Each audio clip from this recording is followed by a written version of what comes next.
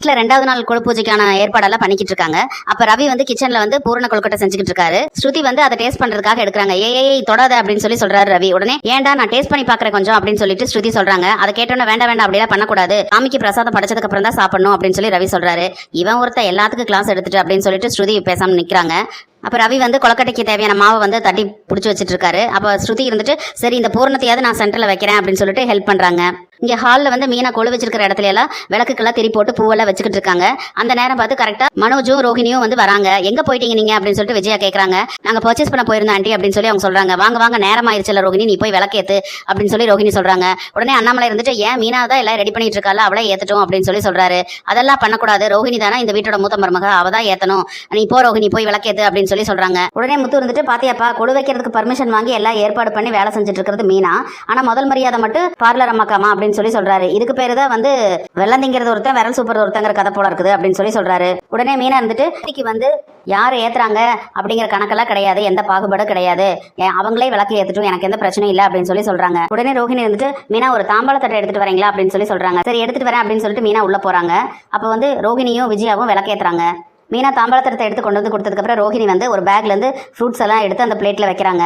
வச்சுட்டு அது மேல ஒரு பேக்ல இருந்து ஒரு பார்சல் பாக்ஸ் எடுத்து வைக்கிறாங்க. வச்சுட்டு ரோஹிணியும் மனோஜும் அதை எடுத்து விஜயா கையில கொடுக்குறாங்க. என்னம்மா இது அப்படின்னு சொல்லிட்டு விஜயா கேட்கறாங்க. உங்களுக்காக தான் ஆண்டி வாங்கிட்டு வந்திருக்கோம் அப்படின்னு சொல்லி சொல்றாங்க. உடனே விஜயா வந்து அனுப்பிச்சு பாக்குறாங்க. அதுக்குள்ள வந்து ஒரு சாரி இருக்கு, ரொம்ப காஸ்ட்லியா இருக்கேமா அப்படின்னு சொல்லி சொல்றாங்க. உடனே மனோஜ் இருந்துட்டு ஆமாமா ரோஹிணி உனக்காக தான் பார்த்து வாங்கியிருக்கா அப்படின்னு சொல்லி சொல்றாங்க.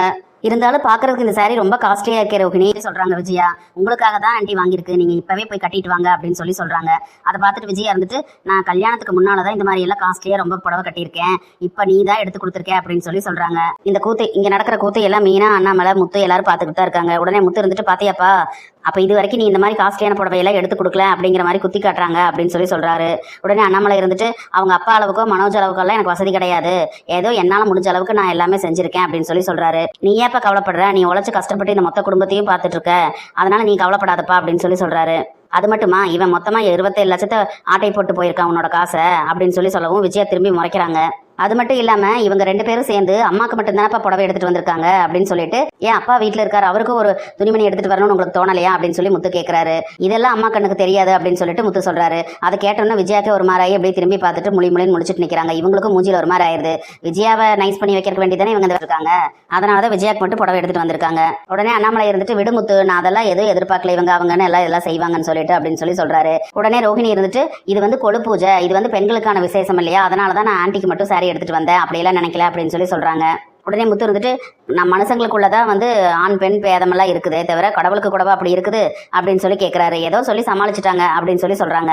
உடனே மீனா இருந்துட்டு நீங்க சொல்ற மாதிரி எல்லாம் கிடையாது ரோஹிணி, கொழு விசேஷங்கிறது பெண் கடவுளுக்கான இதா இருந்தா கூட வீட்டுல வந்து ஒரு புருஷன் பொண்டாட்டின்னு இருக்காங்கன்னா அவங்களுக்கு சேர்த்து ஒன்னா துணி எடுத்துட்டு வர்றதுதான் வந்து நல்லது, தனித்தனியெல்லாம் இப்படி எடுத்துட்டு வரக்கூடாது அப்படின்னு சொல்லி சொல்றாங்க. மீனா அப்படி சொன்னதை கேட்டோன்னா விஜயா இருந்துட்டு இப்போ உங்ககிட்ட யாராவது இதெல்லாம் கேட்டாங்களா, போய் உன் வேலை பாரு அப்படின்னு சொல்லி மீனாவை திட்டி அமிச்சிடுறாங்க. மீனா வந்து உள்ள போயிடுறாங்க. உடனே ரோஹிணி இருந்துட்டு ஆண்டி இந்த சாரியை நீங்க போய் இப்பவே கட்டிட்டு வாங்க ஆண்டி, நான் உங்களுக்கு பிளவுஸ் மேட்சிங்கா கூட எடுத்துட்டு வந்துட்டேன் அப்படின்னு சொல்லி கொடுக்குறாங்க. உன்ன மாதிரி பெரிய இடத்துல இருந்து வந்தவங்களுக்கு தாமா இந்த மாதிரியான இதெல்லாம் வரும், இதெல்லாம் எங்க அவளுக்கு தெரிய போகுது அப்படின்னு சொல்லிட்டு அவங்க உள்ள போயிடுறாங்க. அப்ப முத்து வந்து ஆனா உன்னா இந்த அம்மா பெரிய இடம்னு சொல்லுதேப்பா, அப்படி எந்த பெரிய இடத்துல இருந்து தான் இவங்க வந்திருக்காங்க அப்படின்னு சொல்லி கேட்கறாங்க. அதுக்கு அண்ணாமலை இருந்துட்டு உங்க அம்மாக்கு காசு இருக்கிற இடம் தான் பெரிய இடம், ஆனா பெரிய மனசு இருக்கிறவங்க தான் பெரிய இடங்கிறது அவளுக்கு இன்னும் புரிய மாட்டேங்குது அப்படின்னு சொல்லி சொல்றாரு. அந்த நேரம் பார்த்து வீட்டுக்கு எல்லாரும் வர ஆரம்பிக்கிறாங்க. வந்தவங்க வந்து மீனா கூட பூக்கட்டி வியாபாரம் பண்றவங்க எல்லாரும் உள்ள வந்திருக்காங்க. வந்தவங்களை பார்த்துட்டு முத்துட்டு வாங்கக்கா அப்படின்னு சொல்லி எல்லாத்தையும் கூப்பிடுறாரு. அண்ணாமலையும் கூப்பிடுறாங்க. எல்லாரும் நல்லா இருக்கீங்களா அப்படின்னு சொல்லி வந்தவங்க வந்து கேட்கறாங்க. அப்படி அவங்க பேசிட்டு இருக்கும் போதே வந்து மீனா உள்ள இருந்து வராங்க. வந்தவங்களை வந்து மீனாவும் வாங்கன்னு சொல்லி கூப்பிடுறாங்க. அப்ப கரெக்டா சேலையை மாத்திட்டு வெளியே வந்த விஜயா வந்து யார் இவங்க இதுங்கெல்லாம் இப்படி வந்து பேசிக்கிட்டு இருக்காங்க அப்படின்னு சொல்லி கேட்கறாங்க. உடனே ரோஹிணி வந்துட்டு மீனா கூட பூக்கட்டி வியாபாரம் பண்றாங்களாண்டி அவங்க எல்லாம் தான் வந்திருக்காங்க அப்படின்னு சொல்லி சொல்றாங்க. இவங்களையெல்லாம் யாரு கூப்பிட்டது, இவ சும்மாவே இருக்காமா எல்லாத்தையும் கண்டவங்களை எல்லாம் கூப்பிட்டுறா அப்படின்னு சொல்லிட்டு இருக்காங்க. எல்லாரும் மீனா கூட வந்து கீழே கொழுக்குள்ள உட்காந்துக்கிட்டு இருக்காங்க. அதை பார்த்துட்டு இவங்க எல்லாம் என்ன சீர்வரிசை தட்டு தூக்கிட்டா வந்துட்டாங்க அப்படின்னு சொல்லிட்டு கேவலமா பேசுறாங்க விஜயா. அப்ப அதுல 2-3 பேர் வந்து கொழுவெல்லாம் அழகா வச்சிருக்க மீனா அப்படின்னு சொல்லிட்டு இந்த பழக்கமெல்லாம் நம்ம கிட்ட இல்லையே மீனா அப்படின்னு சொல்லும்போது எனக்கும் சின்ன வயசுல இருந்து ரொம்ப ஆசைங்கா இது மாதிரிலாம் வைக்கணும்னு சொல்லிட்டு அப்ப முடியல, அதனாலதான் இப்ப அவர்கிட்ட சொன்னேன், அதனாலதான் இப்ப இந்த விசேஷம் வச்சிருக்கோம் அப்படின்னு சொல்றாங்க.